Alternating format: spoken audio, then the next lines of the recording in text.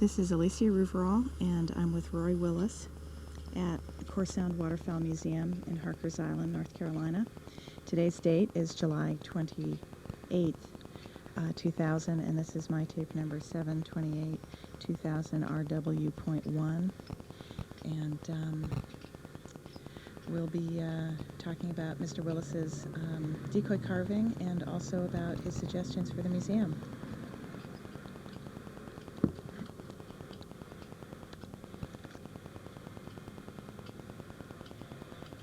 Mr. Willis, could we start with when and where you were born and a little bit about your family's tradition? I was born in Stacy, North Carolina, December the 18th, 1932. My father's name was Eldon Willis, and my mother's name was Lina Ellen Mason Willis.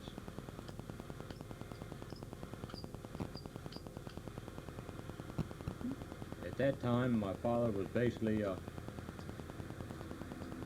waterman. He made his living working in the water, fishing, crabbing. And he also made decoys to supplement his income. And he also hunted to supplement his income and get food for the table.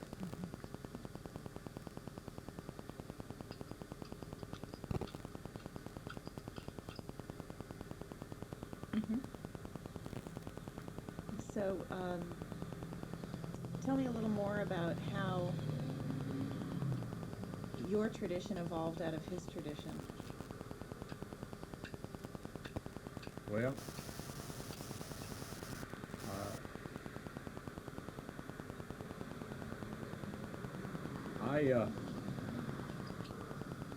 I started working with him in the water as a fisherman, clammer, crabber. When I was 7 years old, I started going with my father. And after I graduated from high school, I found out that that wasn't a way to make a living. The life was too hard. And also I went into service. And when I got out of the service, I started working with civil service at Cherry Point.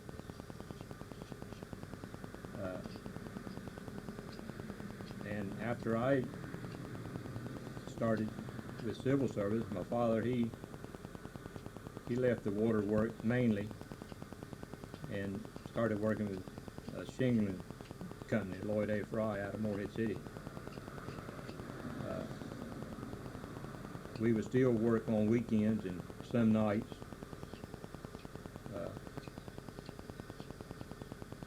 Floundering, mulleting or whatever, sort of supplement our income.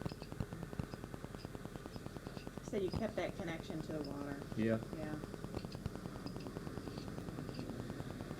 What'd you learn from him about decoy carving?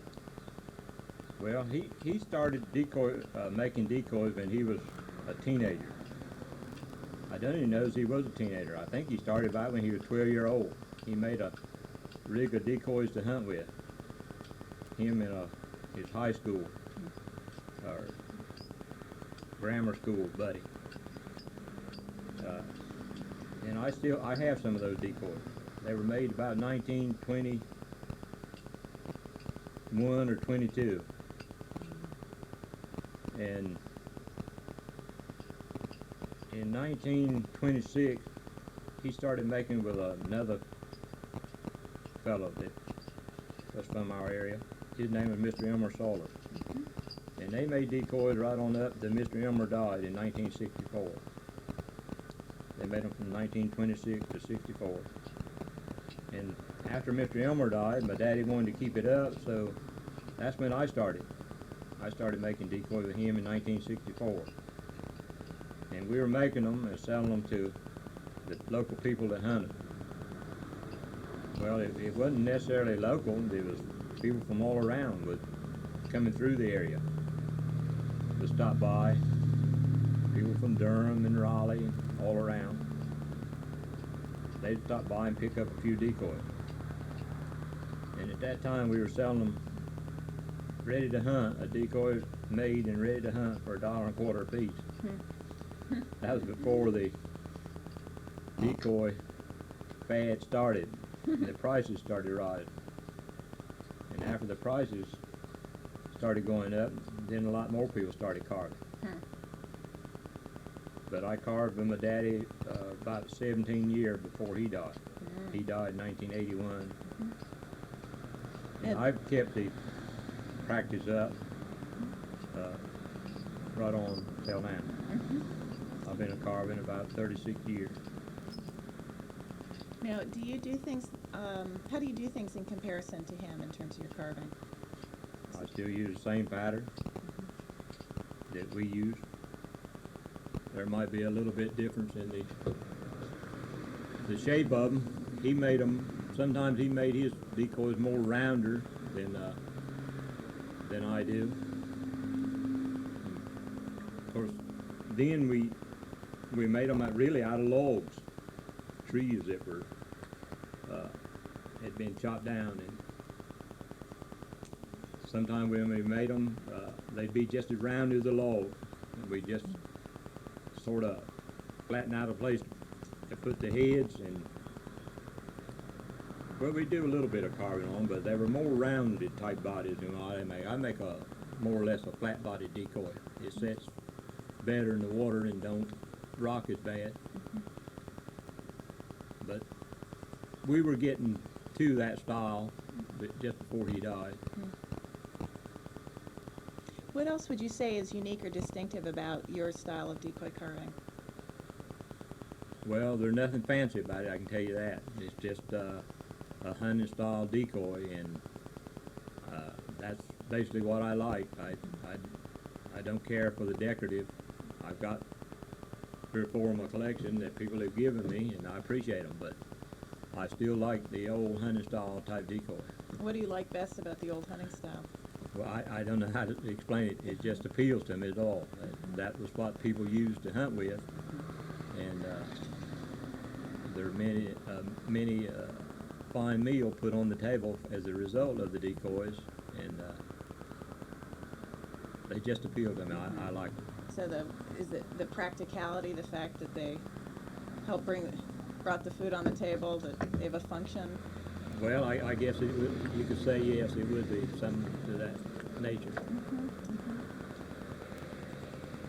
You have kind of a rougher look, those older ones. Well, that's all they were intended to do. I mean, there wasn't no intention for them to be object of art or anything like that.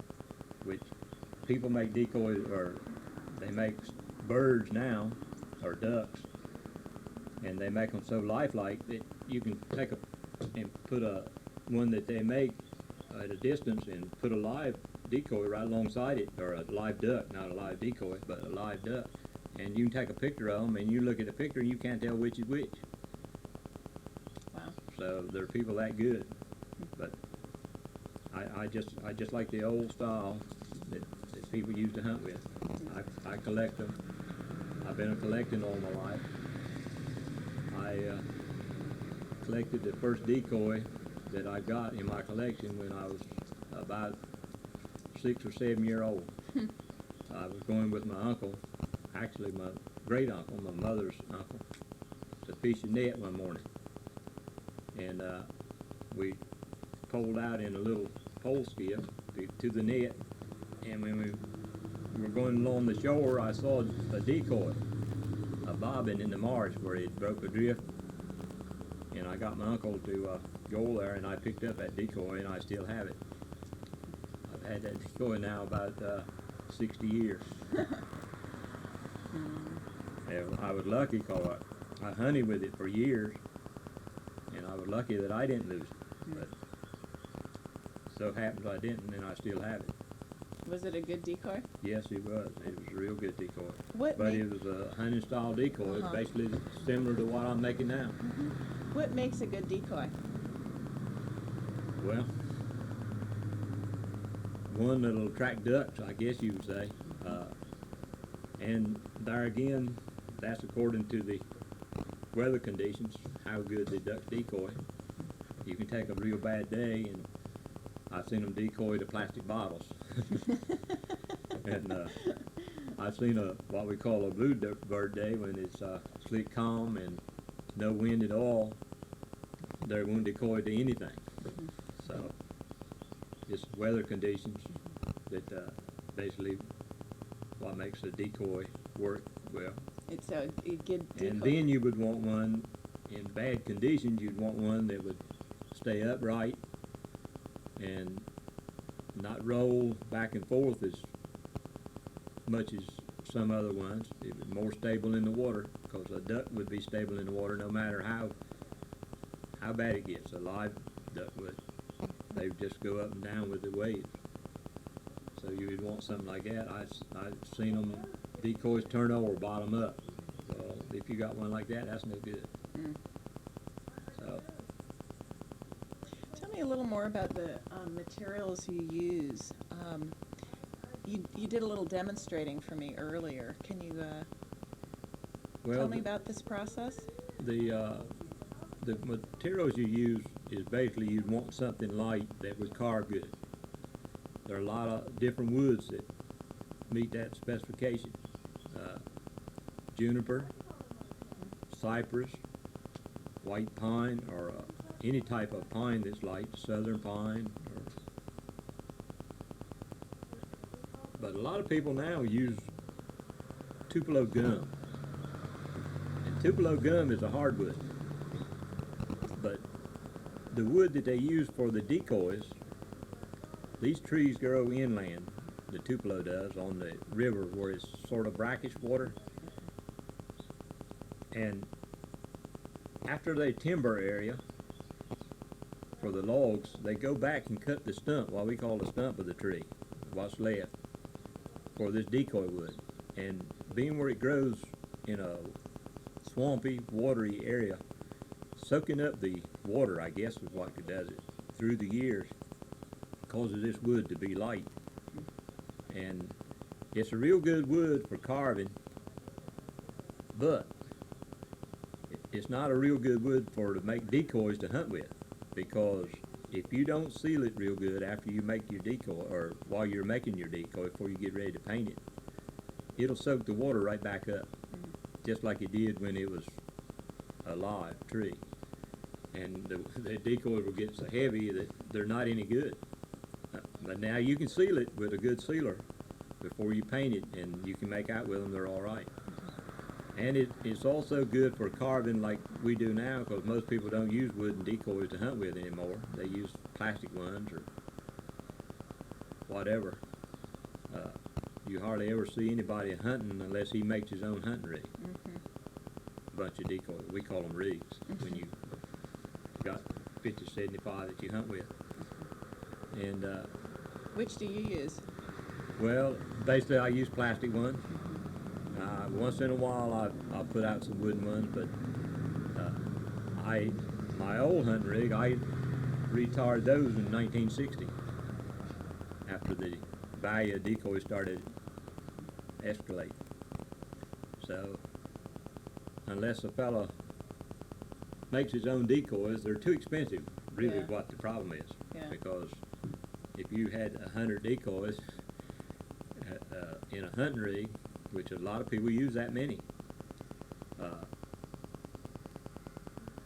that would be $4,000 or $5,000, or $6,000 or $7,000, on up to $10,000. A lot of people charge $100 a piece or more just for a regular hunting decoy. So there's no way that the average hunter would put that much money in it to hunt with. Right. But even if you're making your own, I mean, I know. Well, a lot of people make them. They'll make them and hunt with them 2 or 3 years and get them scarred up, beat up a little bit, and then they'll sell them. So it's interesting to me how the value of it has changed well, things. my daddy now would hardly ever believe the prices that people get for decoys. And in fact, when we were making them, like I said, when I started out, we were selling them for $1.25 a piece, and he sold some back in the 30s for 50 cents a piece. he would never believe that a decoy was worth that much money.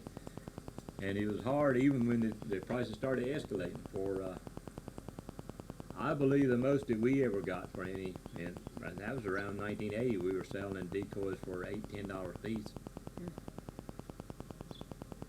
So, And that was 1980? 80. Wow. So what a change in the past 20 years. Well, they were selling more, people were selling for more than that then, but it was, like I say, it was hard for me to get him to raise the price. He said, no, that's too much. People don't want to buy it. Don't want to buy it. Can't afford it. Tell me a little more about the steps that you take. You were describing that earlier. Well, basically, I get a piece of wood, the thickness and the width that I want. Which, if I'm going to make a life-size decoy, either a sculp or a redhead or a canvasback, I'll start out with a piece of 4x6, about 12 inches in length. And I lay my pattern. I got just a flat pattern that I lay on top of that and mark it out. And then I'll take my bandsaw and saw it out. And I'll also, before I saw off the one side, I'll lay it on its side and I'll cut up the slant for the tail of the decoy.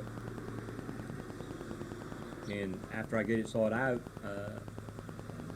I just take a pencil and catch it on my thumb and mark me a line all the way around the decoy, around the edges of it. And when I start with my hatchet to chopping, I'll chop out those corners off the decoy, sort of round him off. And basically carve a little bit more around where the head sets on the decoy, and I might carve a little, I don't know what you'd call it, slope in place near the back to make a difference in the tail of the decoy and the back. Just put a little bit of back on the decoy. That's right there? No, it would be this part here. Okay. I see. Okay. Where it narrows. Yeah, just put a little bit of rounding up on the back of the decoy, and I cut down for the head, where the head's going to sit. And after I get those lines cut out, basically it's just a matter then of sanding it. There were one time that I did all the sanding by hand. I mean, me and my daddy was making, that was basically my job, of sanding. And I would take a piece of sandpaper and tack it on a little sliver of wood, about 1 inch in square, a foot long, where I could put some pressure to it when I was sanding. And I put the decoy in what we call a wood vise, and I basically sand it all by hand. But since my daddy passed away, I bought me a drum sander. It's 6 inches in diameter, about 9 inches long, and it's mounted on a spindle about belt high. And I got another one on the other side of the little bench I made that turns the same time. That's 2.5 inches in diameter, about 9 inches long. And I do most of the sanding now, especially the bodies, on that, instead of doing it with just a piece of sandpaper in my hand. The heads are all made by hand. I saw them out. I got a pattern. You just get a board about 1.5 inches thick and draw out your pattern, saw it out with a bandsaw, and I mark out for the heads the same way I do for the bodies. I mark the edges of it, and then I take my knife and start whittling. And that's all done by hand. You had to do it all. You had to sand it by hand. How long would it take, say, to make the head by hand? It'd take an hour, make a full-size head. And there again, it's according to the wood. If you get a good cutting piece of wood, you can do it a little bit quicker. But it'll ruin an hour, basically. Great. So then from that point after the head? Well, after I get the body and head, it's just a matter of joining the head on the decoy. Full-size decoys, take a nail, what we call a 16 penny nail, and I'll saw the head right off it. And I'll take the head of the decoy and I'll drill a hole in it, in the center of it. It's just a little bit smaller than that nail. And after I get the holes drilled in the head, I'll take it and set it back on the body and I'll cap it. And the sawdust that's left in that hole will fall out on the body of the decoy. And then I'll take the nail and drive right in that sawdust. You drive the sawdust back in? No, No. I just drive the nail in there. The sawdust is to mark where I want to put, I use that to where I want to put the nail. So that marks it? That marks it. And then when I drive the nail in there, I'll leave it out about 1.5 inches out of the body. And then I'll take that head and work in that hole I drilled in the head. I'll work that head right on down until it fits flush with the body. Then I'll take up in the front part of the head, next to the body, I drill 2 little holes, and I'll take about a number 4 nail and pin that in, and that'll hold the head. It'll never come off until the nails rust out. Wow. What kind of nails do you use? Galvanized. Now the miniature ones, these are not going to be used in the water, so all I do with these, I just use a hot glue gun and put it on the head and stick it on there, and I've never had any problem with that. They work good. You can use other glues, but the hot glue gun works the best because it dries so fast. If you use something like Elmer's glue, sometimes if you lay it on there, it'll want to slide. It won't stay right where you put it at before the glue dries, because it'll take about 24 hours for Elmer's glue to dry good. So then once the head's on, once it's glued on, Then you work what we call, I just take my knife and work around the head to the body, just fit it to the body, because there'll be some little points or something left, and I'll just whittle it down smooth where it looks like it fits real good to the body. And then all you had to do left is paint it. And some woods, you'll want to prime them real good if you think they're going to soak up the water, and some that you can take juniper. Juniper won't soak up, or a cypress, they won't soak up the water real good, and you can just put a couple of coats of paint on them, and they're all right for to use. but you'd actually use sealer before, when you were talking about sealing the Tupelo gum ones, were you meaning sealing it with primer? Or were you talking about Just a regular sealer, or just an sand actual, and sealer or something like that. like a polyurethane type sealer? Polyurethane, yeah. Okay, so you would use a different Yeah. process then for those, Yeah, you'd want to. Yeah. Tell me more about how you paint them and the designs you use. Well, I paint them. Hopefully, you can tell when I get them painted what duck that I'm trying to represent. But I just use basically solid colors and paint more or less a block style painting. If you're going to do fancy work, people will put 4 or 5 coats of paint on. But I just put enough paint and paint it solid and thick that it hides the wood. Or if I put a primer coat on, I'll get enough on it so that primer coat won't show through. I have never really learned how to paint where you apply it by several coats of paint.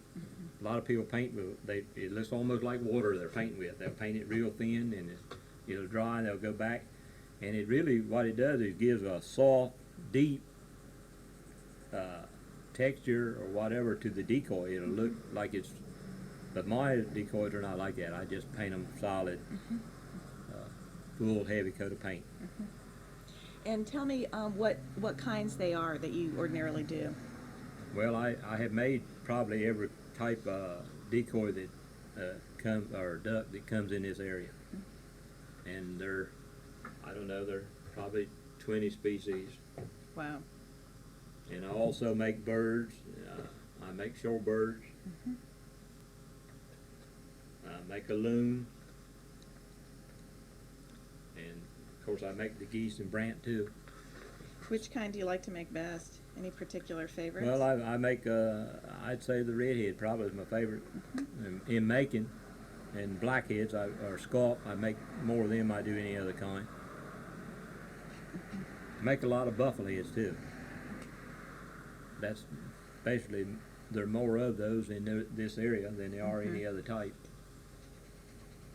So you make the kinds that are the most, that I are make used all most, kinds, but right. the ones I make the most of are the kinds that frequent the area most. Yeah. What do you like about decoy carving? Well, I'll tell you, when you're carving decoys, if you got a problem that you're sort of got your mind on and you're worried a lot about, something's going to happen or something like that, you can sit down and start carving, and all that'll leave you. You don't think of nothing. All you got on your mind then is your carving. It's to me, it's a relaxing. A lot of people, I guess, they would think it's work, but to me, it's a relaxing. Why do you think you started making them? Well, I was brought up into it. My daddy was a decoy carver, and I love to hunt. I go hunting near about every day, and during the season, and I just like it. Well, it's even really more than that. I love it, and like I say, that's what I've always done. Yeah, great.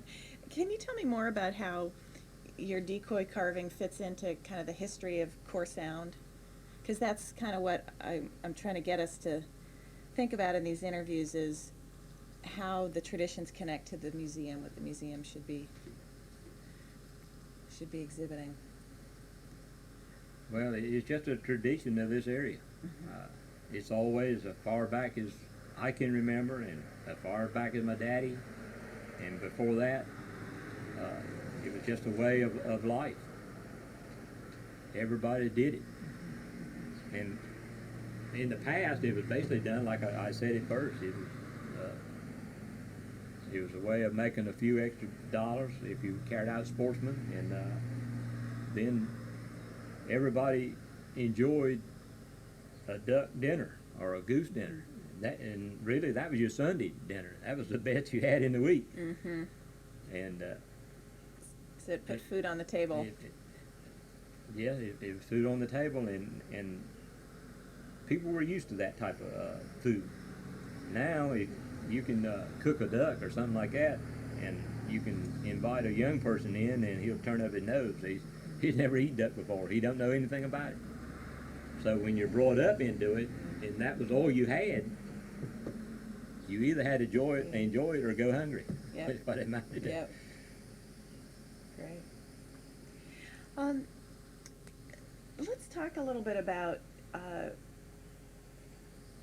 talking about decoy carving in the Sound area and about Down East. I've been asking people about what Down East means to them. Well, Down East is my home. I've traveled some. I've never traveled extensively. I've traveled some, and I've never seen any place that I'd rather be. I've seen prettier places, I thought at times, but it's always home. I want to get, whenever I go off, I want to get back home. And that's just the way it is. I don't know how to explain it other than that. That's a good explanation. What about the areas that define it geographically? Where does Down East begin and end? Well, it was always in this area. It was called from North River Bridge on to Cedar Island. Now it's anything east of Raleigh. So, Guess that means y'all are popular now, huh? well, I don't know what that was or how it started, but it started with basically the TV started when I first started hearing about it. They started calling places like Rocky Mount, Greenville. That was all down east. So, but to the people in this area, it's always been east of the North River Bridge. Starting with Betty and going right on to Cedar Island. It includes all the communities. What about those communities makes Down East unique? Well, it's the people in them.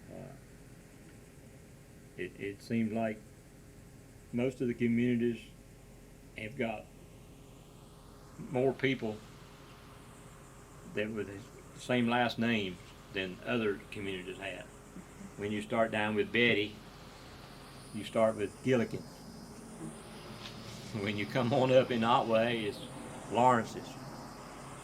There are a few other names mixed in, but it always seemed like there are one basic name that there are more of that people in that community than there are anywhere else. And that's part of what makes it what it is those people. Yeah. Yeah. You can go to Davis, which the name of the town is Davis, and you'll find more Davises in it than you will any other people. And Cedar Island always had the Days and the Goodwins.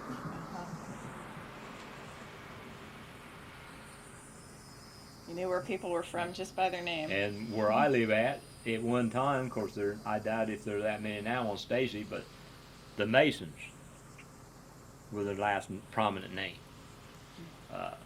My mother was a Mason. And in fact, before it was called Stacy, they were part of the area. It was called Masontown. So, and when you went over to sea level, Taylors were the prominent name. I mean, a dominant name, not prominent. I guess you'd call it dominant. It just seemed that way.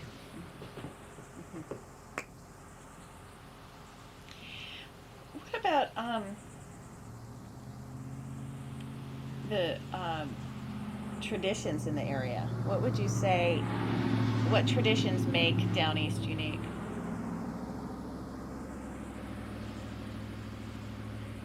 Or define Down East? Well, at one time, of course, a lot of things have changed in the last 20 years, 30 years.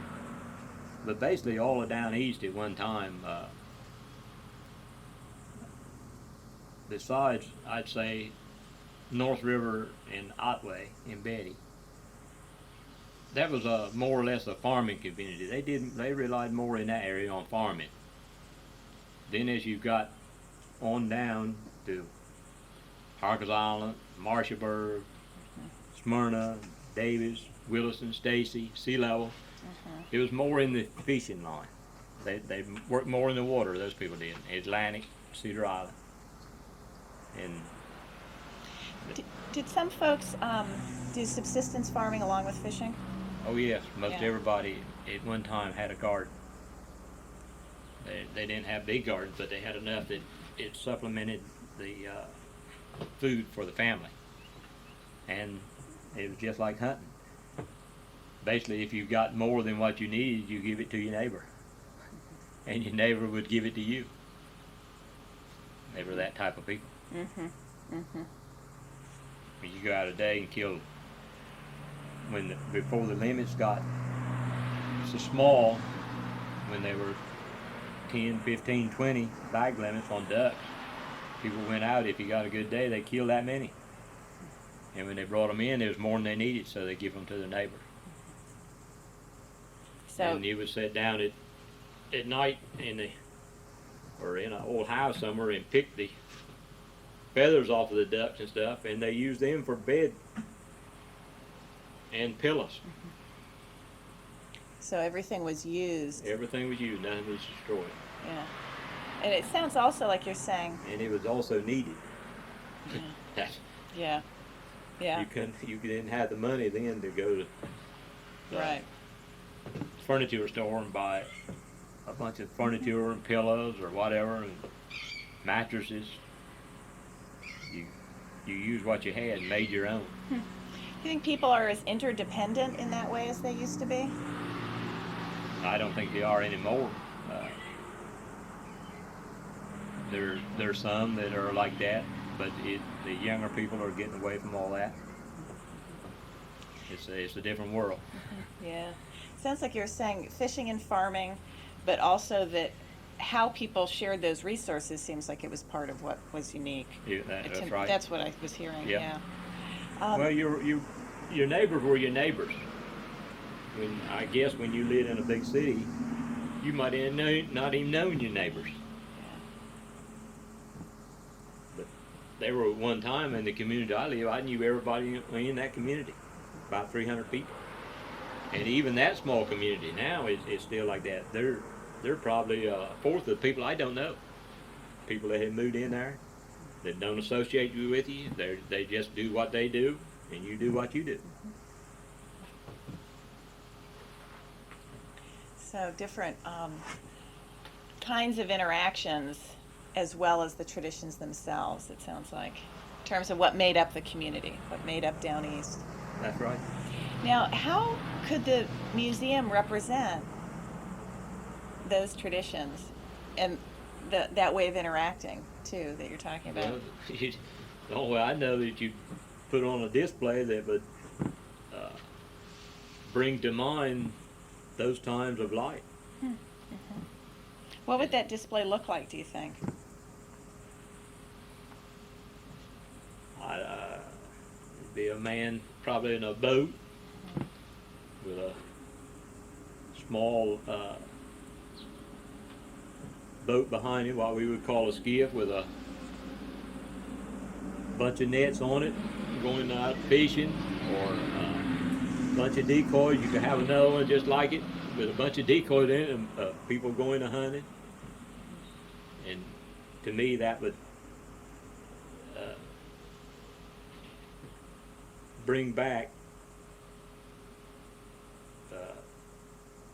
the memories that the older people, of course, like I say, some of the younger people, it's all Greek or French to them. They wouldn't know what you were trying to do unless you explained it to them. Because now I come here today that I carve for school children, and 90% of them don't know anything about hunting. Their fathers don't hunt. They don't know one duck or one bird from another. I take some of my little ones and I pick them up and I try to ask them what kind it is. They don't know. I said, well, most birds, not all but most, have some feature about them that causes them to get their name. And I'll show them a redhead duck, and I'll say the head of this duck is where it gets its name. And then they'll say redhead. Some of them then won't say redhead, they'll say some other color, or if it happens to look like that. A green-winged teal, the speculum on it, or the wing patch, is green, and that's how he gets his name. And they know nothing about that whatsoever. Why do you think it's important to make those trips into the classroom? Well, it's the heritage of this area, and if somebody don't tell about it or teach it, 2 or 3 generations from now, it'll all be lost. I don't know whether that would mean anything or not to the people at that time, but I sit back now and think of things at times that I wish I would have asked my grandfather or my dad about something that happened in their lifetime. Right. But it's too late. If you don't do it now, then it's going to be gone. So carrying on that knowledge, sounds like it's pretty important. Well, it should be. I don't know where it is or not, but it should be. What kind of role do you think the museum could play in the community? Well, that should be the role of the museum. Is explaining the traditions of what's happened in years past. Because without something like a museum, it'll just be lost. That's a really good argument. Hello. All right. Tell me more about how the museum could be a part of that education process. Do you have any Well, examples of how they could do that? Well, it could be by the displays, Uh-huh. just like I was talking about a little while ago. The displays will tell it all, or you can either have a videotape like we're doing now, explaining it, and probably a little video. A lot of museums have that. When you first go in, they'll explain their displays to you. You guys just go in a room and press a button, and a picture pops up on the screen, and it explains what you're going to see. And that's one way of doing it, and it's probably the best way, because it you know what you're going to see then. Right. When you go through, there might be some aspect of it that you don't know. You don't have any idea what people are trying to tell you or explain to you. But if you have seen a video or heard a tape prior to that, you've got some idea of what you're looking at. So that or would hearing. kind of give some explanation of the tradition and the Right. setting and all of that to the viewer before they actually saw it. That's Right. a good suggestion. Yeah. What about the role of people at the museum? Some people have talked about having demonstrations or having people who carry on the traditions actually there at the museum to talk to people. Is there a place for that? Yes, there's supposed to be. What we started out with is a carver's room. There's a big area where people will be doing just what I'm doing now,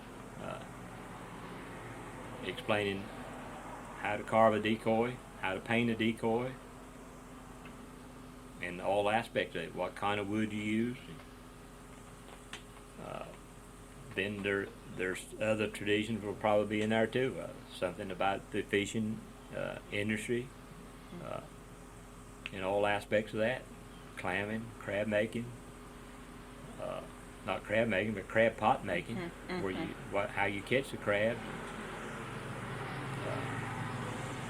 clam rakes, what you use to catch clam with, or possibly a net, something, part of a net that shows you how to, with some artificial fish hanging in it, how they're caught, and everything. All of the different aspects of the fishing tradition. Right. Yeah. What about other traditions in the area? Anything else you can think of? Not really.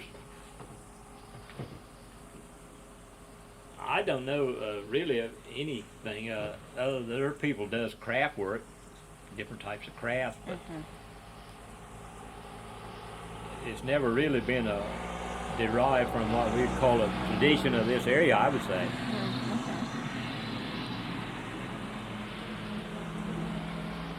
Some people have talked a little bit about music, church traditions, foodways. How broad or narrow should the focus be, do you think, at the museum? Well, I'd probably be the wrong one to ask about churches, but most of the communities have certain types of church denominations in that community, and a lot of them, or some of them, not a lot of them, some of them are unique to that community. I mean, some communities might have just a Methodist church or a Baptist church. It seemed like here on the island there were always more churches than there were in any other community. I don't know how many there are over here, but there are quite a few. So I guess I was meaning if it's, right now it's called the Core Sound Waterfowl Museum. well, when How we much? first started out, basically that's what everybody had in mind, is just a waterfowl museum.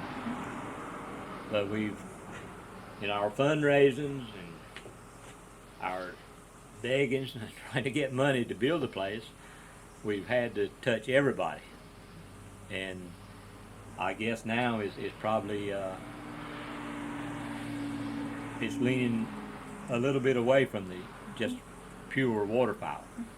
That's why it's bringing in the fishing industry and the different other ways of life in this area.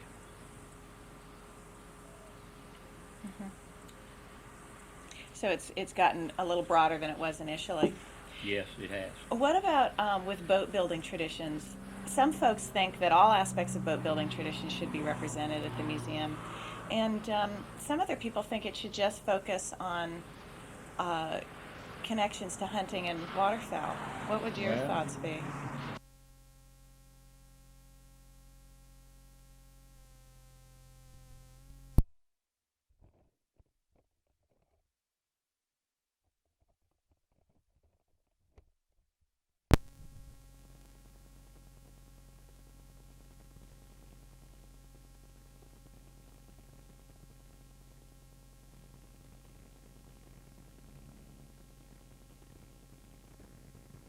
So you're saying initially it started with waterfowl and now it's expanded.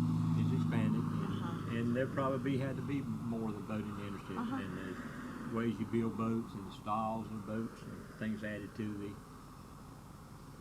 the museum to explain that part of the culture in this area. Well, some people have argued that even though, part of that expansion might have to do with the fundraising, some people have said all the traditions are connected anyway. Well, they are. The only thing about it, in the boating industry, when you went out hunting, you had to go in a boat. Ain't And no way you around had to it. carry your decoys in a little skiff that you pull behind the big boat, mainly. Of course, now a lot of that changed since they got the fiberglass and the high-speed outboard motors. But when I first started out, there wasn't anything like outboard motors had just started into existence, and they weren't trustworthy then. Most time anybody went to the banks with an outboard motor, he had to be pulled back across on the mainland by somebody in an old fishing boat with an inboard. That's about what it amounted to. When did outboard motors come in around here? Well, I would say they first started seeing them in the 30s, but it wasn't until after World War II that there started any amount of them that were reliable. And of course, they were fruitable a lot, even from that era, the present day. So that changed things, it sounds like. It did. It changed a lot of things, and it changed a lot of things towards hunting, because when you went in a old boat, you weren't with an inboard engine, you weren't probably going over 7 or 8 miles an hour, and it would take you an hour and a half in most instances to get to the banks, what we call the banks where we were going to hunt at. And now you can go to that same area in 3 minutes. And if you were going down what we call the Outer Banks, where you hunted from probably Cedar Island or on the Outer Bank on down to Portsmouth, in that area, it would take you half a day to get down there. And now you can go in 20, 30 minutes. So everything has changed.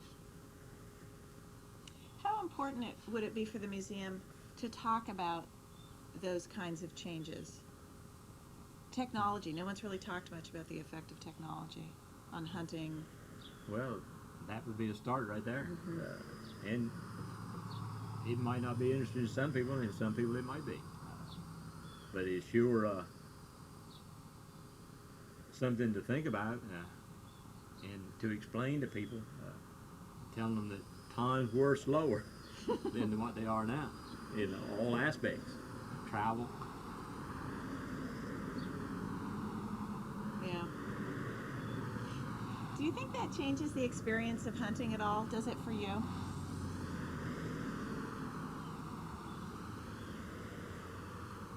Well, I don't know. Not too much. I still enjoy it. I enjoy it today as good as I did when I was 10-year-old. I get just as much thrill out of it. So the change in time factor doesn't make a big difference. Not to me. It doesn't really. Like I say, I still enjoy it. I still enjoy doing it. A lot of people tell me as you get older, it'll leave you. You won't want to hunt, and I might be the same way, but I've not got to that time yet. Has it affected accessibility for hunting for more people or people from Yeah. off island? Yeah, well, more land now is private, posted. At one time, you didn't think about that. You went anywhere you wanted to. Nobody cared if you walked on their land or if you hunted on your land. But people have moved in the area and brought property, and it's all changed now. In that sense. How important would it be for the museum to talk about those kinds of changes as well? Access it would to be property. It would be interesting, I Yeah. think. Yeah.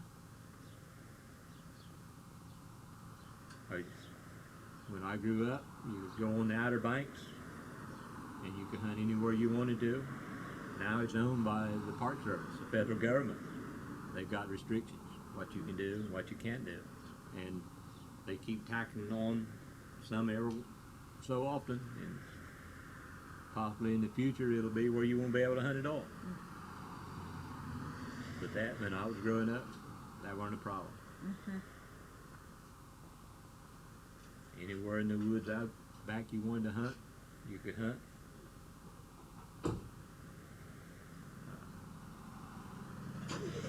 And when I first started, the seasons and the bag limit and the law, the regulations weren't like they are now. How do they compare in terms of Black and white. I was meaning actual numbers. When I first started, Limits. you could do most anything you wanted to do. There had one, it was called in a county game warden. Everybody knew where he was at. He didn't have any way of getting anywhere other than an old car. Everybody knew that. And now, even if you violated the law then and you were caught, you got off with a minimum fine or whatever. And now if you get caught violating the law of duck hunting, they can charge you up to $15,000. So the whole game warden thing is a piece of the story. So that's why I say black and white is that much different. Huh. Now, what about like the influence of the game warden? All those kinds of things. Should that be part of the museum? As part of the hunting history? All the things that have affected hunting, I guess, is what I mean. It could be told. I don't know. It would be if you were doing a tape. It could be told that situation, how things have changed. But I don't know where it would be that interesting to a whole lot of people. But it certainly has affected the way that you do things. I would imagine now other hunters would relate to that and be interested in hearing those stories. Well, they possibly would. Yeah. What about this question of what interests people? What do you think the museum could offer that would be of interest to local people? Well, mainly it'd be a place to go and to see things that from the past people have donated, and there'd be an opportunity to talk with people coming in and tell them about that. In that room that we planned, what was started out to be the carver room. It'd be a nice way to sit, possibly in a good air conditioned, good rocking chair, and Did you hear that, Karen? and then talk to people. Yeah.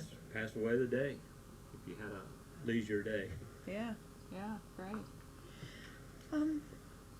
What about getting more community members involved in the museum and helping to build the museum? Do you have any suggestions for that? I don't know what to say. It's hard to get everybody to agree on everything. I don't know where it's everywhere in the world like that. It probably is. but it seems like in the past, say we had 300 people and we wanted to do something, all 300 people wouldn't agree to it. And it's that way, I guess, everywhere. The only way that I know that you can do the best you can do, try to explain why you're doing it, and hopefully someday you can change the people's mind and they'll work with you. So, kind of persevere and keep going. That's the only way I see to do it. It's a good point. What role do you think the museum could have in the community long term? Well, I think it'd help everybody. And I think that everybody ought to be interested in it or not be against it. Because if a person comes over here and they go to the museum, most of the time they're looking for a place to eat. They want a restaurant. If they're low on some other provisions, they'll want a place to get them. So really, it should help everybody. Right.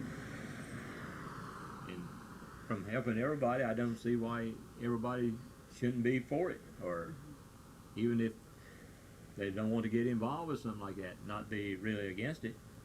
Just go with the flow of things. To not resist it, at least, even if they're not helping it. Well, that's right. So, right.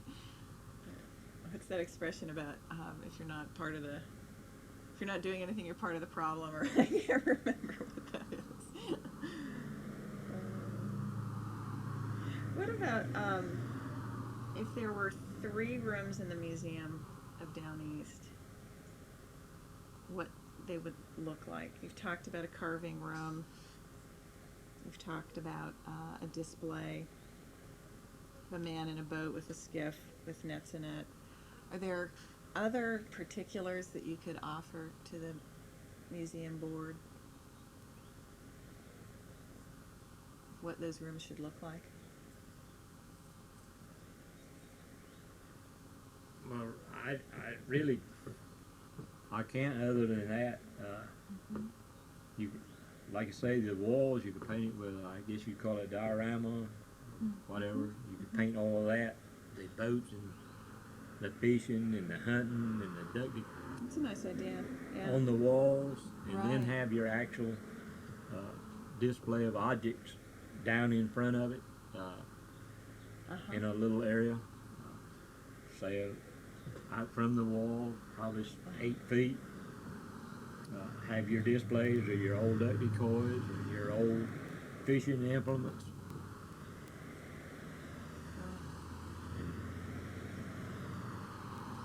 I would say that would be one way of doing things.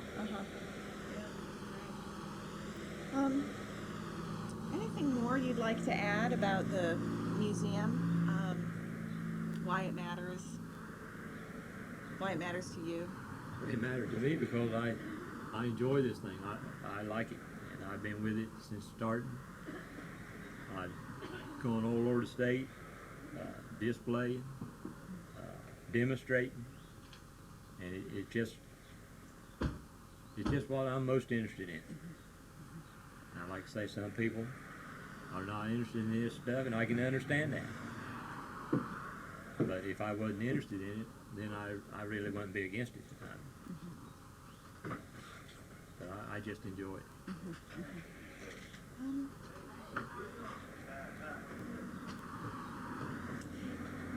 Anything more you want to add about the tradition? Is there anything I haven't asked that you think is important for Karen to know, for someone to know about decoy carving?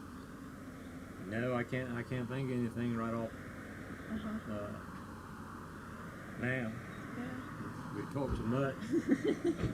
Worn you right out. I will be doing this, I guess, as long as I live, and in the future, if there's anything that I can think of, she'll certainly know about it. Yeah. Yeah, that's great. Well, I know it matters to her a lot. what people like you and other people in the community and in the traditions think about the museum, and she wants people to feel a sense of ownership, and that's what I think. Well, that's what it should be. It should be everybody's museum. It shouldn't be my museum. It shouldn't be Karen's museum. It should be everybody's museum to have and enjoy. And everybody in Down East, Harkers Anybody Island, everywhere. everybody everywhere. That's the way I feel about it. Even Anybody- recreational fishermen. Anybody. Right. Anybody that comes and wants to see what we've got, then I think he should be a part of it.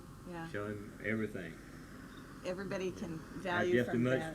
Had just as much access to it as I do. It's a good generosity of spirit. Well, that's the way it should be. Well, maybe on that note, we'll go ahead and end the interview. Thanks, Mr. Willis. I appreciate Well, it. I hope I've told you one or two things that You might have. be of some use. Oh, no, I know. They will be. This was great. I appreciate it. Well, This is the end of the interview with Roy Willis. We're on the porch at Core Sound Waterfowl Museum on Harkers Island, and this is Alicia Riverall. My tape number is 72800 RW.1.